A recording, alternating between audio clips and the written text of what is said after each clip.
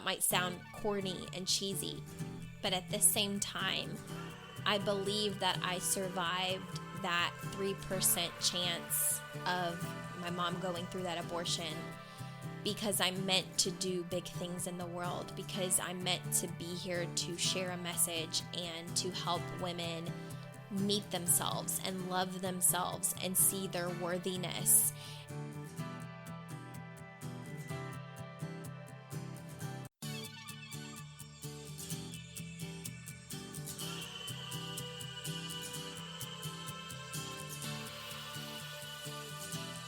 Hello and welcome to the Becoming Your Highest Self podcast. I'm your host, Macy Renee, and we are going on a journey together, my friend. If you've been looking for a podcast geared towards your growth, self-awareness, navigating your brain's daily mind drama, and deep inner work to become your highest and best self, you are in the perfect place. Let's get started.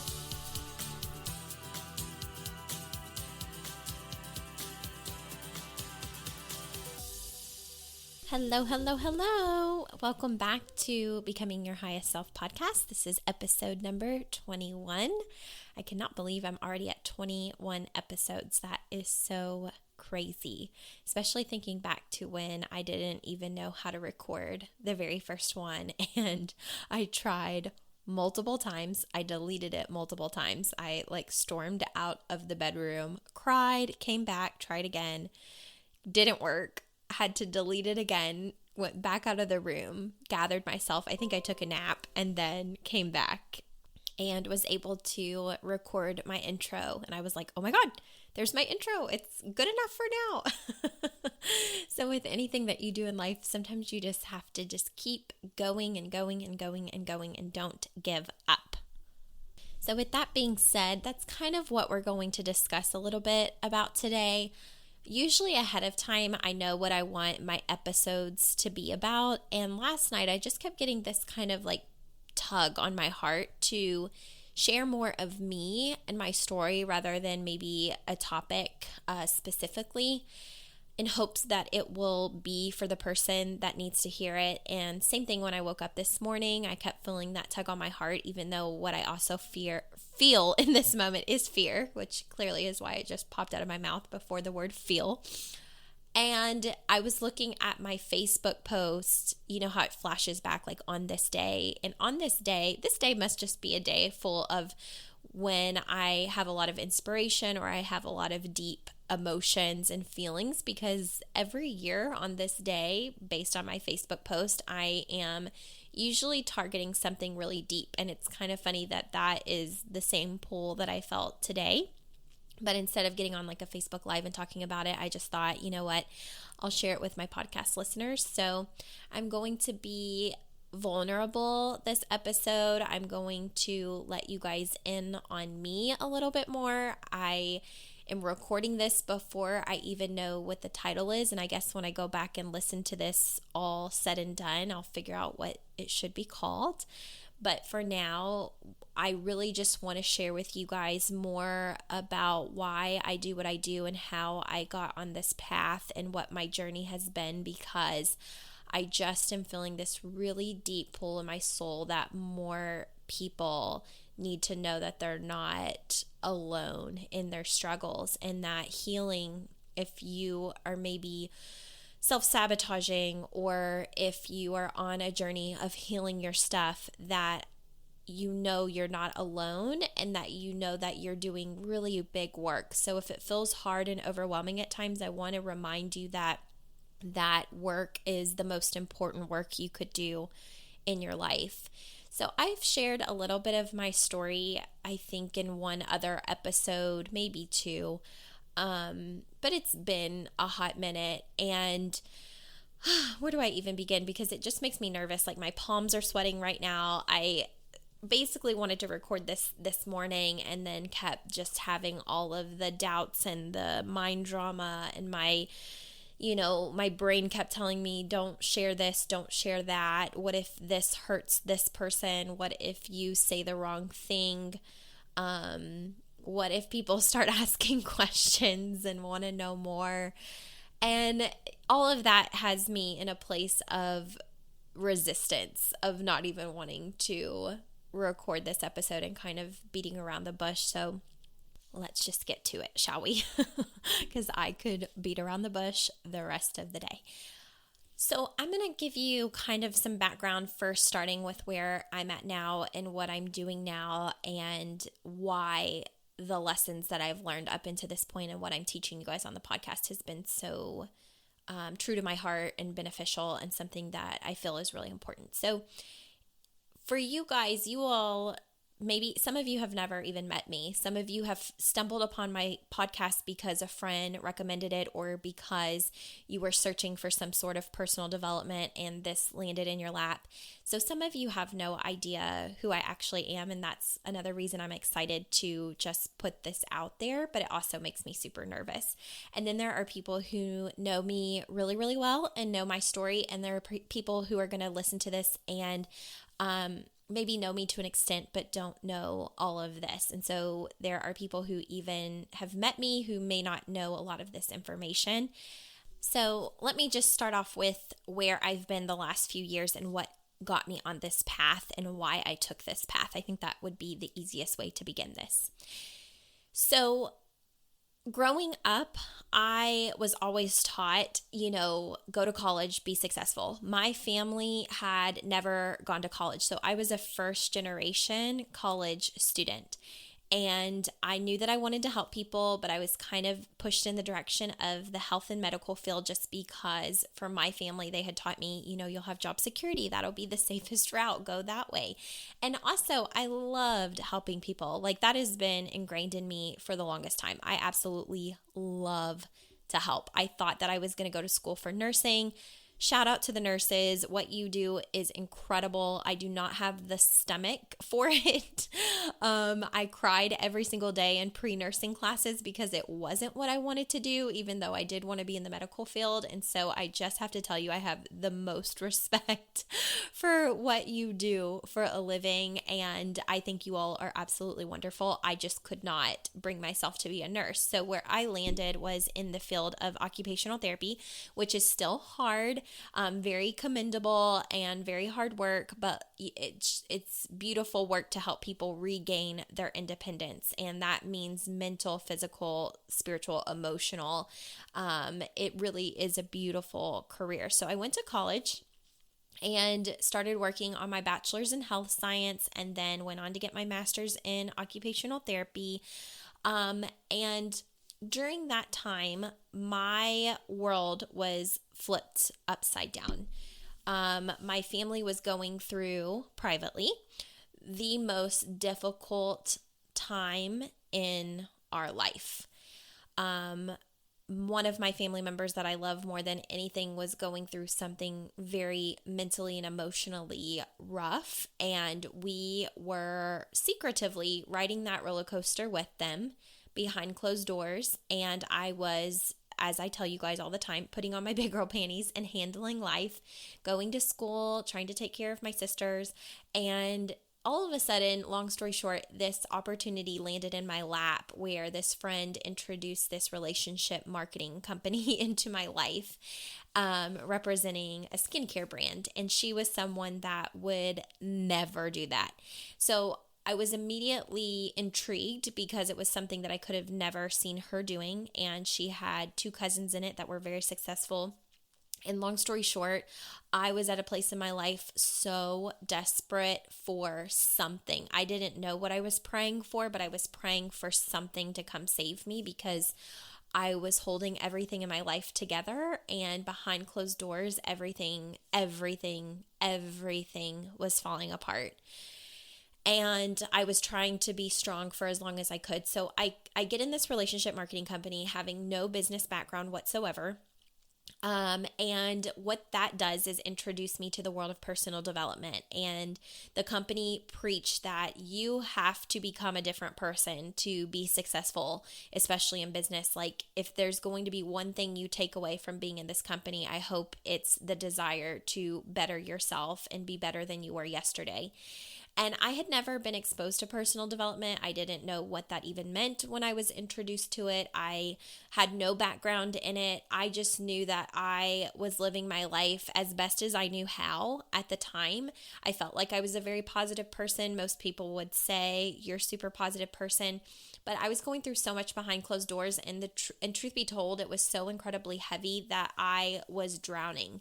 And I was self-sabotaging behind closed doors. And for me, that was buffering with a lot of social media and keeping myself distracted, and not acknowledging or communicating with a lot of people. Like, I just wouldn't allow people to get close to me because I felt like, okay, if I let you get close to me, you're going to ask questions. And if you really knew me, if you really knew what was going on behind closed doors, you would never want to be associated with me. Like, you wouldn't like me anymore. You wouldn't love me anymore. It was just really, really difficult for me. So I put all of my strength and all of the energy that I had, basically, I put into this business. And I had my eyes set on a goal for this business, which was reaching their car bonus level. When you hit their car bonus level, it meant that you qualified for a Lexus. And I was so excited about that. I was like, who doesn't want to drive a Lexus, right? That the company's paying for. But in addition, what I was battling internally was knowing that my baby sister wanted to go to college, and our home life was so incredibly hard that there was not going to be a way for her to get there, because there wasn't just like one family member who has enough money to just hand them over a car. I know that there are families that can bless their children that way, or family members willing to chip in and help. But for my family, that was not a possibility. So not just one person could do that. Like, we could all chip together, but not just one person could do that. And so my sister wanted to go to college, and it was weighing so heavily on me because our circumstances at that time were so incredibly difficult. And I had my eye on the prize that there was nothing and no one and nothing that anybody could say or do or ridicule me about that would keep me from hitting that level of the company to sell my car and help my baby sister get a car. So I was able to do that. I hit the bonus. I put that out in the world, manifested that thing, like totally spot on the date that I wanted it. I'm going to be teaching a coaching course on that eventually down the road, so stay tuned for that. But I didn't even know that that was possible, that your mind could manifest things that you didn't even dream possible, until I was running so hard for that goal. It was so important to me. And whenever I was able to do that and watch my sister go to college, it was a really big moment in our life. But what I found after that was I hit a wall. It's like I had this goal for 19 months, basically 6 months specifically, where I put my head down and was like, okay, in 6 months, I will make this happen, because she goes to college in 8 months. So I have to do this in 6 months. And I did it. And once I did it, I no longer felt fire in me. I felt like I didn't know myself anymore. I just hit this wall where I had been doing and doing and doing and doing for everybody else, and I had lost myself in the midst of that. I was trying to hold my life together for everybody else. I wanted everybody to see that things were quote unquote perfect. And that I handled myself really well, and that everything in my life was going really well. And here I was driving the Lexus, and I'm getting my master's degree, and like all of that stuff that should, make me feel really good. And the truth was that I had never been more miserable in my life after hitting that point, because I didn't know who I was anymore. And I started reading a lot of different personal development books, one being You Are a Badass by Jen Sincero. And she mentioned that when you feel like you've hit rock bottom in your business, of course, I was in my relationship marketing business, she said it could be time to hire a coach. And at the same time, I had a friend just a week or two before reading that book that had said, "Hey, I have this friend that is a coach and she's looking for other women who own businesses to be in her group. Do you want to be in it?" And I had originally told this friend, "No, I'm not really interested."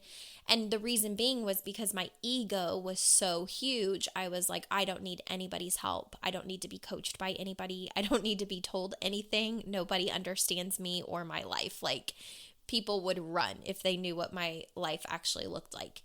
And so I had told her no. And then a God thing, I'm reading it in this You Are a Badass book by Jen Sincero. And I'm like, oh, weird. That's totally strange that this coaching thing came up again. And then a week later, this same friend approached me again and she goes, "Hey, I just want to reach out again because my coach that I was telling you about a few weeks ago created a Facebook group. She gets in there and does Facebook Lives all the time. It's very valuable, and we're looking for powerhouse women that want to be in it completely free." And I was like, oh, okay, cool. So I jumped in and I started watching my coach's videos.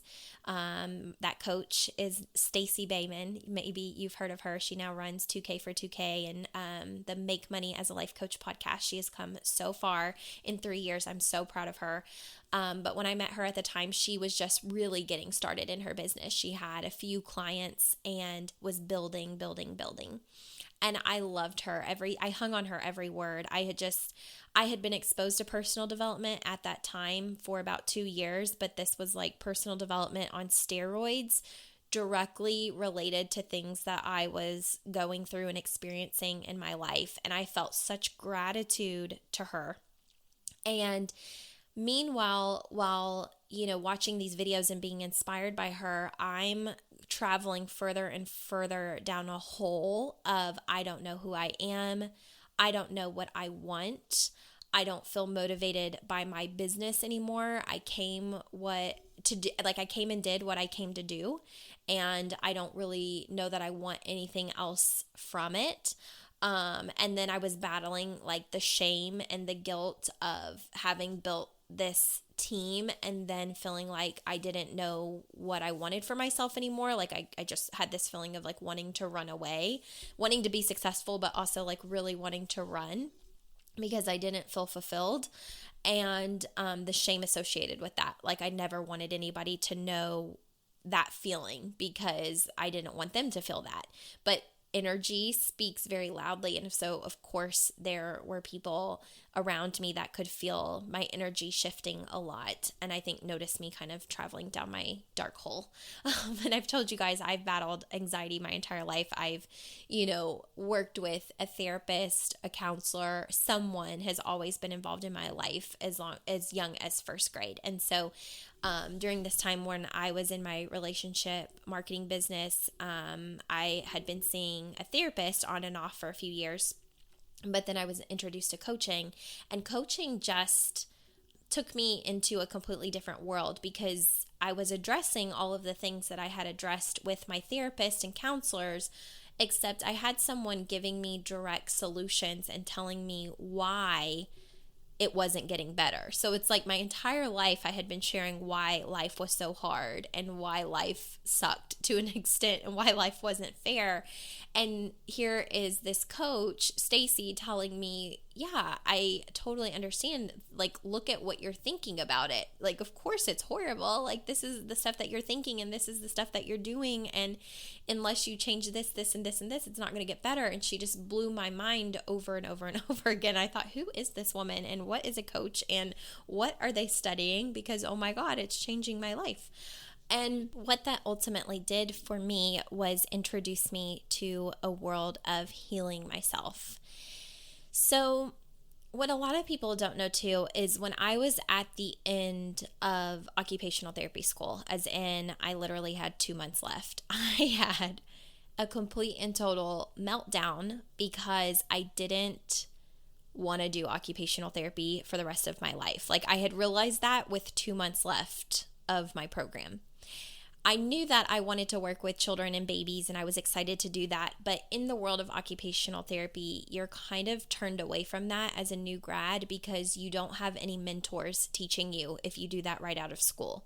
So when you work in an outpatient clinic or a hospital setting or a school setting or wherever else you choose to work as an occupational therapist, you have people that are mentoring you and making your skills more sharp. But when you do what I do and going in the homes of daycares and babies and families, you don't have a team of people to bounce ideas off of. So you're very much stranded on your own and learning what to do, what not to do, what works and what doesn't work. And I knew 100% that I was being drawn to work with the babies and the families. That was the only thing that I wanted to do with my degree. So when all of these people were telling me that's not a smart idea coming out of school, I had this meltdown with like 8 weeks left of college. And I was like, I don't even want to do this the rest of my life. Like my soul is calling me to something deeper and I don't know what it is, but I felt so defeated. And I can remember I was at an occupational therapy convention and walking around, and I was with some different friends, but there was like 1 or 2 friends in particular, and we sat at a table and I just cried because I was like, I know that this is not what I'm going to do the next 50, 40 years of my life. Like I feel something so much deeper in me, and I'm devastated because I've spent all this time and all of this money and I have 8 weeks left, and I am not excited about what the future holds because this is not my soul's calling. Like I can do this and I'm excited to work with families and babies, but this is not like I could feel fire in me and it wasn't for that. And I remember how defeating that felt. So I, again, put on my big girl panties and was like, you know what? I'll just do what I have to do until I'm able to figure out what it is that I want. And I'm going to keep working with my coach. And I remember my coach saying to me, like call by call, she was breaking me down. I mean, when I started working with my coach, I would describe myself as a boulder that was never going to let anybody in. I did not want anybody to know my story. I didn't want anybody to know what I was truly dealing with in my mind on a daily basis, what thoughts I was actually having. Like all of that sounded absolutely horrible, and I thought absolutely not. And I was in a coaching group at that time. I think there were maybe like 6 or 7 other women in that coaching call every single week on Zoom, just like I host with my Inner Mastery ladies. And week by week, I would not let people in. I was just sharing the good stuff. I was surface level. I was like, you're not getting in on me. You're never going to crack this code. And my coach, like week by week, what I did witness was women being vulnerable. And I thought they were the most beautiful human beings on the planet. Every single time a woman would step up and share something so private and so deep, I was like, oh my God, I love them. Like I would just gravitate towards them. I'm like, they are phenomenal. But I couldn't do that for myself. I was like running from myself. So my coach, week by week, would start asking me questions. And finally, she got to a week where she asked a question. I honestly don't even know what it was at this point. But she asked a question, and I could feel, like that moment when you're getting ready to cry and you don't want to. So you start to kind of like swallow your tears. So that way you can kind of look like you're not going to cry, but it's all over your face because your eyes start welling up with tears, and then your throat is like hurting so bad. It's screaming at you, like, just cry. And I know that she could see it, and she was like, it's okay. Just let it out. And that permission, because I never allowed myself permission to cry, was like it opened the floodgates. And I'm pretty sure that I cried that entire call in between sharing bits and pieces of my story. And she was like, wow. Because the thing about it was she knew this about me. Because when she was sharing all of the free content in our Facebook group, I was so full of gratitude that I asked for her address and I sent her a gift in the mail. One day she randomly commented on one of my Facebook posts and said, oh my gosh, you have a honey pumpkin candle. That's my favorite scent in the world. I absolutely love that. And I felt so much gratitude for her free content before hiring her that I was like, oh my gosh, I was at TJ Maxx. I saw another honey pumpkin candle and I bought that and a few other goodies. She had just done like some branding with her and her girls that were in her program at that time. So I bought her this like really blingy photo frame and a business card holder and a candle, and I asked for her address and I sent it to her. And she was so shocked by that because we hadn't really built a relationship outside of Facebook that she was like, I need to get to know you more. Let's go to dinner. I want to treat you to dinner. So we went to dinner, and that conversation I opened up in a very big way. She never once talked about herself. She never once talked about her coaching business. She was totally zoomed in on what my story was. And I only shared my story at that time with people who asked very specific questions. It was kind of like that game where you're pressing on all the squares, trying not to find the bomb. What is that game called that used to be on like Microsoft computers? It was one of the only games you could choose from. I think you know what I'm kind of talking about, but I opened up with her and I shared my story. So she knew this. But she also knew that I wasn't sharing my full self with the group of women in the coaching call. And so the day that I had my mental breakdown on the call, she asked me very deep questions, and she took this boulder of a rock that I was and began to kind of warm me up like putty, or, start to peel me like an onion. And little by little, I started to reveal some pieces of my story, which were very difficult because it meant that I wasn't perfect and I didn't get to hide behind this persona of having it all together and being happy all the time and positive Sally all the time. And it was very difficult for me. But what I ended up sharing was a lot about my childhood and the things that I witnessed in childhood, heard in childhood, experienced in childhood, and how it was deeply suffocating me as an adult. And so at that time, I had been practicing as an occupational therapist, working with birth to 3 families for about a year and a half, maybe. And in talking with one of my really good friends, I would tell her all the time, I'm triggered every time I go to work. Every single time I go to work, I come home and I'm sinking into deeper and deeper depression in what I do as an OT, and I don't know why. I would go to homes with beautiful family dynamics and have to excuse myself and lie and say that I was going to the bathroom because I needed to cry. Like I would see this beautiful dynamic between a daughter and his baby, or a father and his baby girl, or a mother and her kiddo, and I would lose it. I mean, I would absolutely just lose it. And so I just say, I need to go to the bathroom. Is that okay?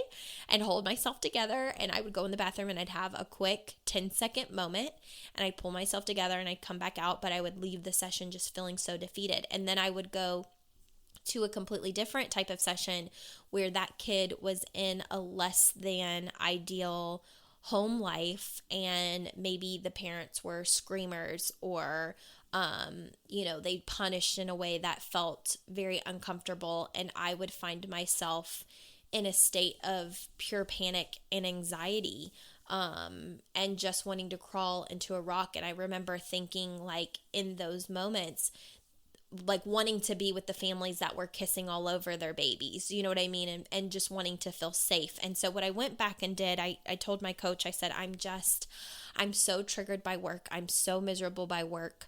I don't have any motivation in my business. I did what I came to do and I did that. And now I'm not motivated and I don't know who I am anymore. And I don't know what I want anymore, and blah, blah, blah, blah, blah. And I just shared my whole story. And my coach said to me, it is probably going to take you a few years of you focusing on healing everything that you've been through before you're going to know who you are and what you want out of your life. And she goes, whether that is a business, whether that's a different career path, whether it's coming back and being stronger in your career path, you need to take time to focus on healing and be patient with yourself, because it is probably going to take at least 2 years of you working with a coach or coaches to work through what you've been through. And I remember that feeling very defeating at the time, because obviously I wanted to be healed overnight. I just wanted everything to be easy. And I didn't want to face the stuff that I had been through. And a lot of it was coming from what my family experienced and their trauma, and then from their trauma and experiences, what I interpreted it to be as a child. So what I didn't know at the time was that being in my career was a direct result of unhealed trauma. And that's kind of what I want to share with you all today too, is that when we are not healing ourselves, when we're self-sabotaging, when we're shoving all of the pain down, when we're not facing the things that have been very difficult, when we're unable to forgive, when we're unable to forget, when we're trying to forget before we've worked on something, we are adding to our trauma even more. And we're deepening the wound. We're creating more pain for ourselves. So when it comes time to heal it, it feels so completely unbearable, right? Or if we experience something like it, it feels so unbearable that we use a buffering mechanism to ignore the pain. And for some people, it's drinking. For some people, it's smoking. For some people, it's drugs. For some people, it is going and eating excessively when they're not hungry. It could be working out excessively. Or, like I found out from reading the book in the buffering episode that I told you guys about, it could be buffering with social media. And that was my form. I would look at everything in the future to avoid the feelings of the past.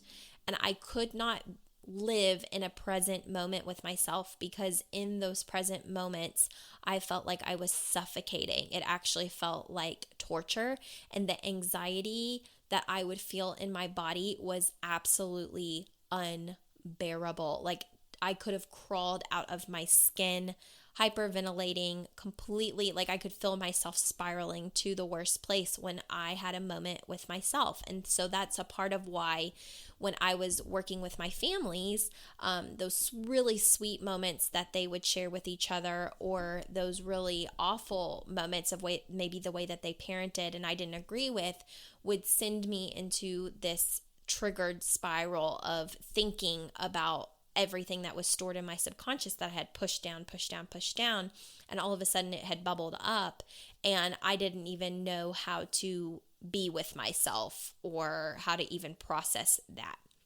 So what I had to do from this point was really dive into the healing aspect.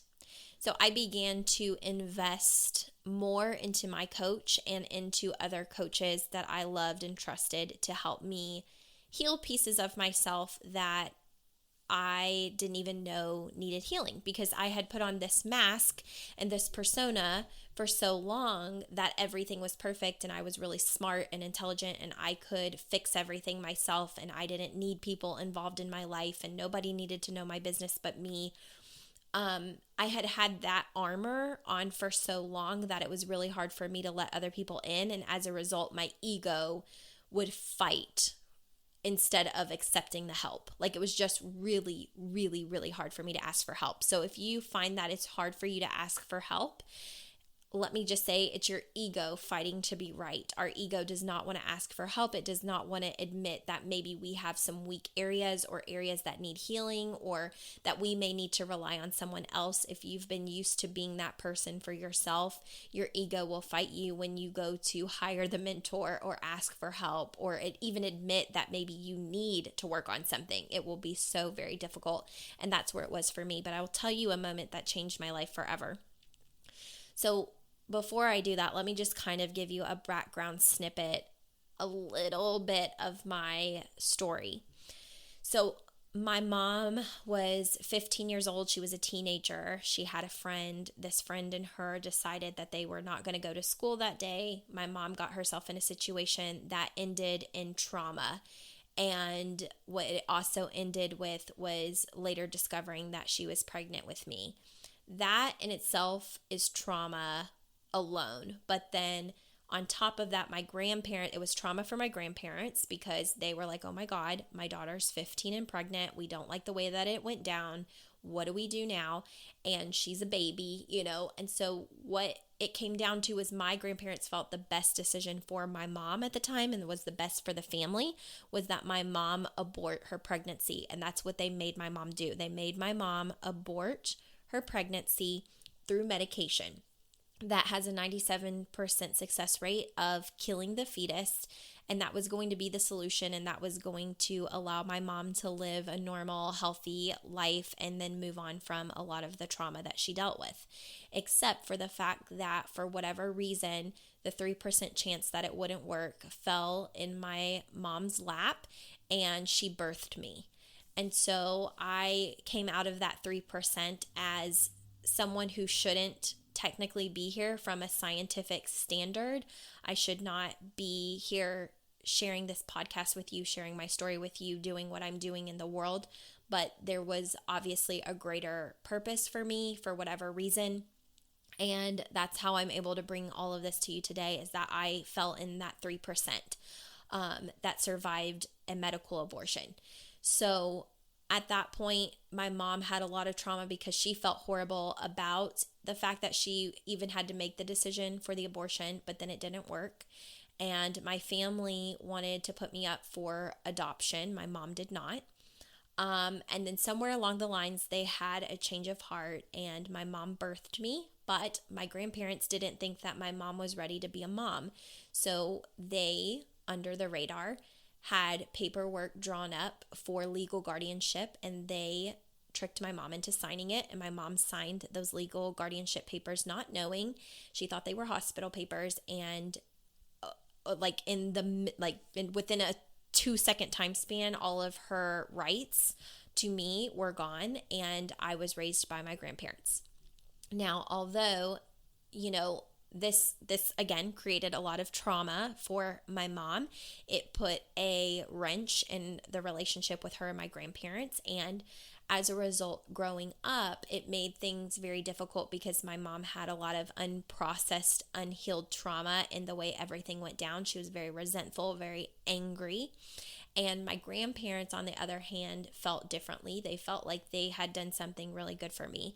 So, there's way more to this story, but things were not rainbows and sunshine. And growing up, I was often caught in the crossfire of my mom's trauma and my grandparents' trauma of, my mom feeling like I was taken away from her and I survived it for good reason and that my grandparents shouldn't be raising me. And from my grandparents' perspective, it was no, we did the right thing. Look at choices that you're still making. Look at how you're acting. She doesn't need to be in the crossfire of this. And so my little ears heard a whole lot and experienced a whole lot. And when you're little like that, you take the traumas and you process them in your own way because you don't have the same ability to reason and logic the way that an adult would because your brain is not developed like that. And so as a child, my mom's trauma was stored in my body. My grandparents' trauma was stored in my body because I was in the crossfire of their arguments and their pain and their unprocessed emotions. And then I took my own interpretation of both of those things and it began to formulate my thoughts like, and this is so sad, but I grew up wondering, am I loved? Who loves me? Who wants me? Was I really wanted? Should I be here? Was it a mistake? All of this sad stuff. So I went to a retreat in 2017 with my coach and another really amazing coach. And we were all sitting around doing an exercise. And the exercise was to remember your youngest childhood trauma. And my youngest childhood trauma, I remember it as clear as day. And I was 2 years old at the time. And it was a very hard situation for me, but I can close my eyes and I can be in that space and I can hear my mom, and I can hear what was going on in the house, and I can remember us fleeing and running away for safety. And I don't remember anything after getting in the car, but I do know that that was the youngest, most traumatic childhood memory that I can remember. So all of us women were, sharing our different traumatic stories. Like somebody was 7 years old when their parent was divorced and how that felt in their body. And another person was adopted and how they felt the first time a kid pointed out that they didn't have a real mom and dad. And I was sharing my story of this trauma at 2 years old. And so my coach, one of them said, you take the trauma, your youngest traumatic childhood memory, whatever you've taken from that trauma, is how you perceive the world moving forward until you fix it. So what she was saying is, based on your youngest, most traumatic childhood memory, your body, your cells remembers that information, and it completely dictates every important decision that you make moving forward. Without realizing it, your subconscious has stored that trauma and will begin making decisions from that place of trauma, not because you want it to be that way, but because you haven't healed it.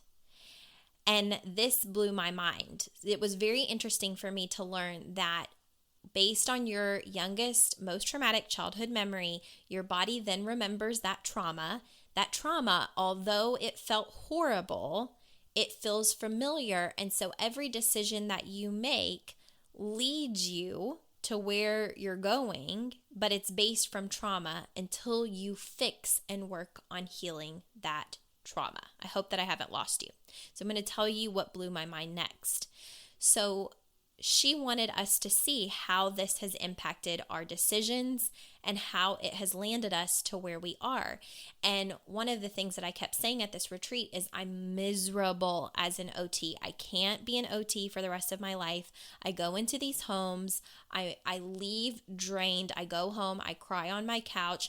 If I'm with an amazing family, I go home and cry on my couch. If I am with a family that reminds me of my trauma, I am a wreck the rest of the night. I don't feel safe. Like I don't want to do my job forever. This is miserable. Like this was my story. I was just like, I can't do this. I can't do this.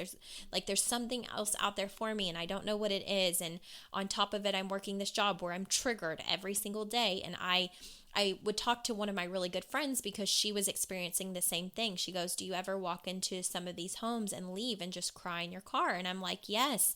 And it goes beyond leaving because you're sad, because maybe you see something that is devastating for this child or really hard for this family. Sometimes it really was about being triggered ourselves because of something that it erupted inside of us. So while we do have empathy and compassion for the families we're working with, and we can leave and say, oh my gosh, what this family is going through is so incredibly difficult, I just feel for them and shed some tears that way. This was much deeper than that. It was like, okay, I just came out of this house and I am so triggered and I don't know what it is, but it just sent me over the edge and I don't know that I can face another day and do that again tomorrow. So that was kind of my experience over and over and over again going into work. And I was telling this to my coach and she says, you've created this. And I was like, okay, yeah, but I wasn't really getting it. And she goes, no, listen, your trauma has created this. And she goes, think about it. Don't you see it? And I was like, no, I understand that I have to take responsibility for my own life and my decisions, but I'm not understanding how I've created this for myself. Like I'm miserable and I thought that I wanted to help people and I thought that doing this job was going to give me energy and fuel me, and it's doing the complete opposite. And she goes, I'm going to ask you a very important question. And she goes, how old were you when you experienced that childhood trauma? And I was like, why is she asking me this question when she already knows the answer? But I answered and I was like, I was 2 years old. And she goes, yes. And she goes, and what do you currently do in your life today? And I was like, I work with families and children. And she goes, yes, but what age are they? And in that moment, it hit me like a bus. And I just broke down, hyperventilating, crying. And I remember like muttering the words, two, and she was like, exactly. She goes, here's what's happened, Macy. You've had unhealed trauma that you've never worked through your entire life. You've been running away from your trauma your entire life. You have tried to make decisions that were going to get you out of your trauma and your hardship and your pain for your entire life, but you haven't actually faced your pain. You haven't actually faced your trauma. You've never actually dealt with it. So what you've done is you have made decisions from your 2-year-old self running away, trying to run away, trying to run away.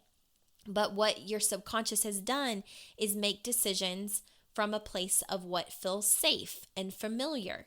So even though you have ran away your entire life trying to escape your trauma, you put yourself right back in it.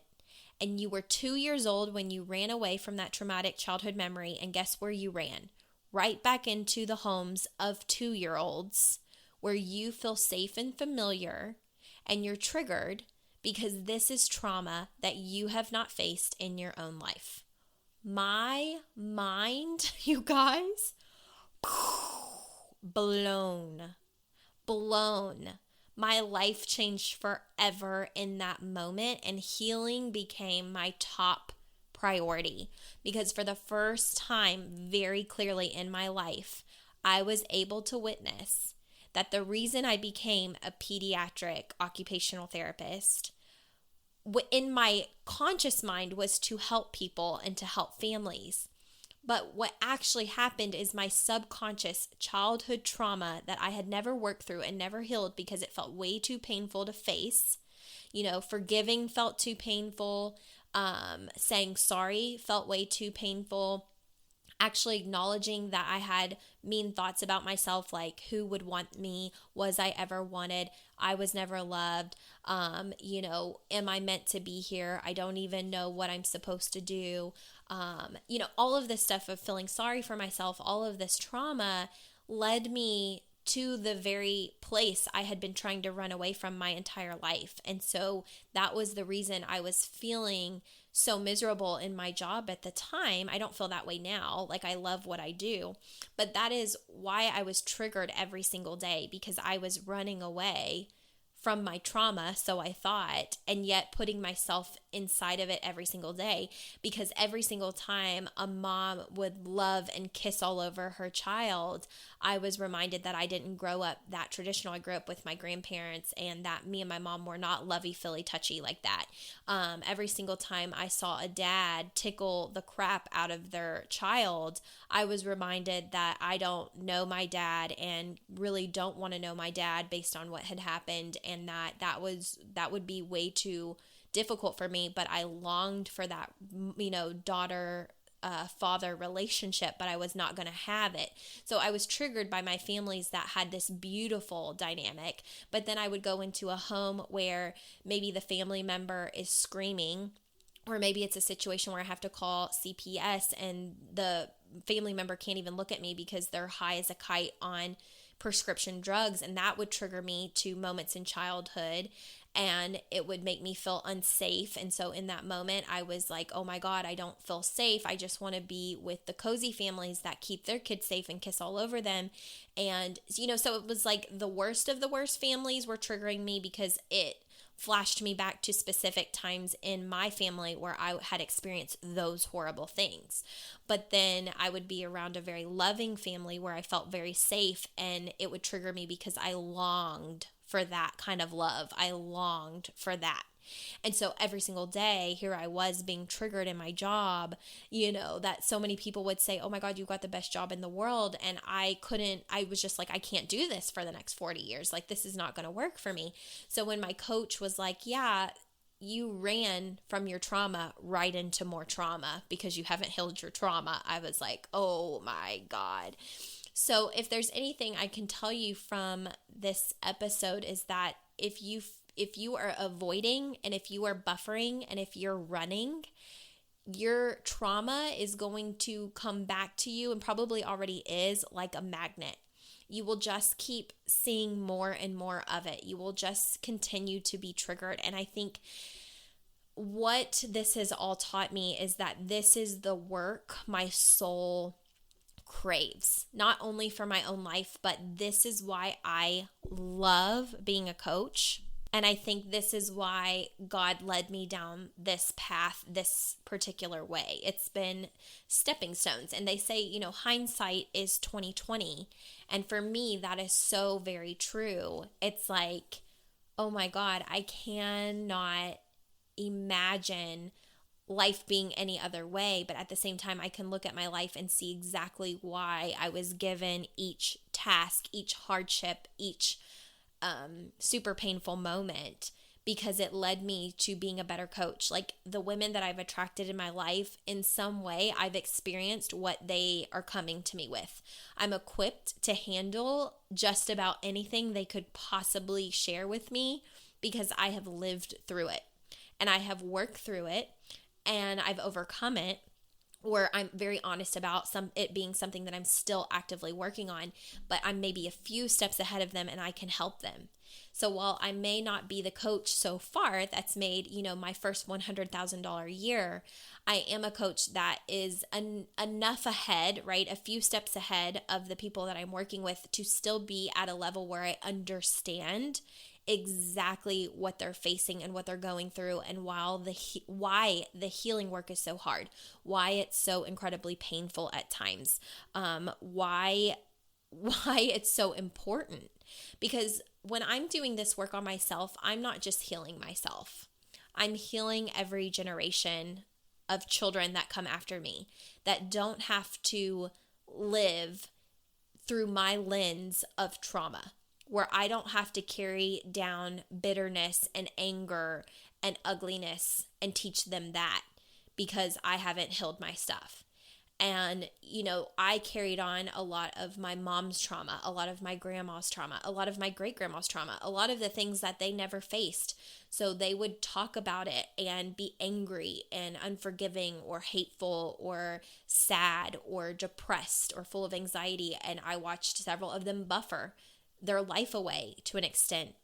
And that impacted my childhood. Their coping mechanism sometimes was traumatic, right? Like excessive drinking or the way that they would use their prescriptions. It was not productive. And so that impacted my childhood. So when we are not healing ourselves and we're buffering, even in our own way, we are passing that down to the little ones that are watching us. If you're a mom, if you're a dad, if you're a grandparent, an aunt, an uncle, if you influence someone else. And it was important for me, even though I don't have children, to no longer carry my trauma into my sessions, right? Unintentionally, because I don't think that we do it intentionally. I don't want to say that. I don't think we ever, we always want something different for our kids. We want them to live differently than we are. We want them to experience life different than we are. But from a subconscious standpoint, you are making decisions from your most traumatic places that haven't been healed.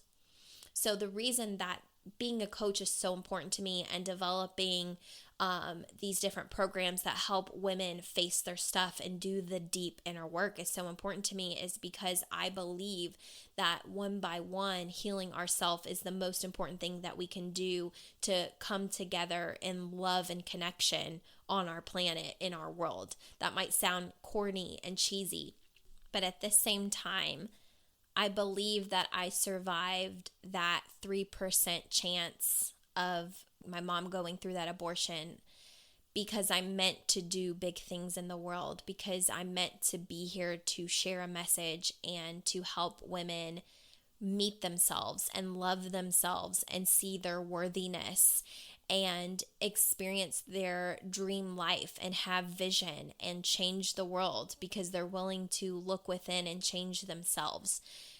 I work on not blaming others or outside circumstances for where I'm at. It became very tiring for me to constantly be angry with my family members or angry at my childhood. It used to be, this is not fair. I didn't get the same opportunities as everybody else. I didn't get the same love as everybody else. I long for this, and that. And it was everything that I didn't have.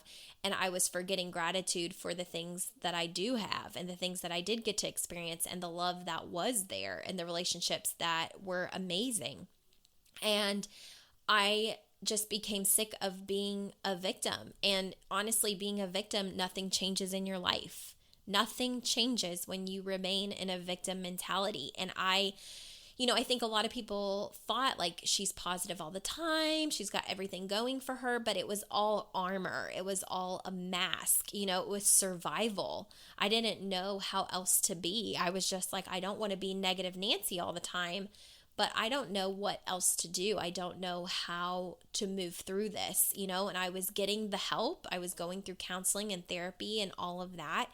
And it felt amazing to release that to my therapist. I will never bash therapy or anything like that because it was amazing for them to hold the space for me to release the mind drama that was happening that week. But what life coaching did for me that was so different was say, okay, I hear you and I'm holding the space, right? Just like as therapy did. However, they were like, here is the solution. Here's what you're doing that is keeping you in a self-sabotaging loop. Here's how you change this. What if you thought about this like this instead of like that? And they pointed out the moments that I was being a victim. They pointed out moments where I was not serving myself very well. Instead of just being the ear that heard me and, nodded their head and said, yes, I hear you. I understand. You are like, you can feel that way. That is your prerogative. Feel all the things you need to feel. They did that, but then they said, do you want this to change? Because I have a solution for you. I can take your hand and I can teach you things that will make your life radically different. And instead of being in the same place for the next 10 years, resharing the same story for the next 10 years about how you're effed up in the head and you've had all of this trauma and your life is screwed because this person and this person and this person ruined you for life, I can show you a completely different way where you take your power back and you can go do the damn things that you want to do in your life, no excuses. But you have to be willing to face some really hard stuff. You have to be willing to dig really, really deep. You have to open up and be vulnerable and share. And you're going to have to do some of the hardest work in your life. And you're going to have to shed layers. And you might lose some friends along the way. People might think that you're absolutely insane. People may ridicule you along the way. And I was just at that point so done with being in my own misery that failing didn't seem as scary. Now, of course, I still face fears. I still work on myself. I'm still healing every single day. I think healing is something that you commit to for a lifetime and that I'm going to be constantly growing and evolving. I think when we get to episode 100, I'm going to be a completely different person than I am now.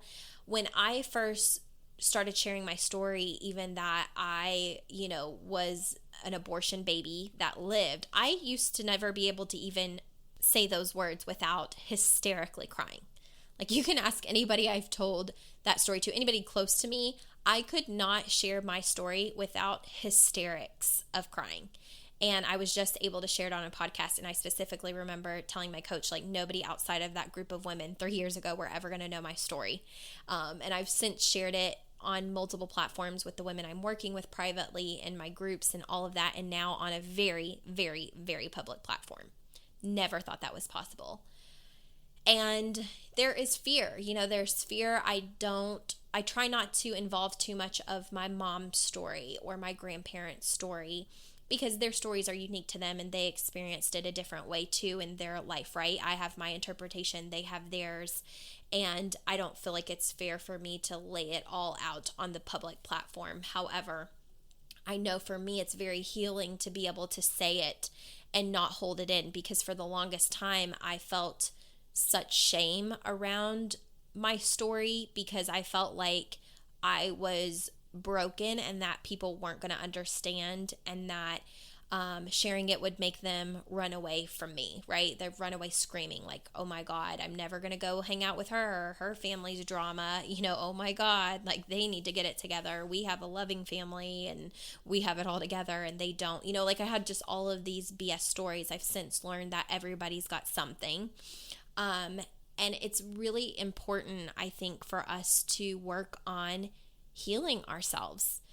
And so I know that this podcast episode is longer, but I hope that if you are self-sabotaging, if you have things that you need to work through, if your relationships are impacted, if you have hard relationships with family members or friends or significant others, or trauma that you haven't, been able to face, or you battle consistent anxiety or depression, a lot of times that is coming from subconscious stored trauma.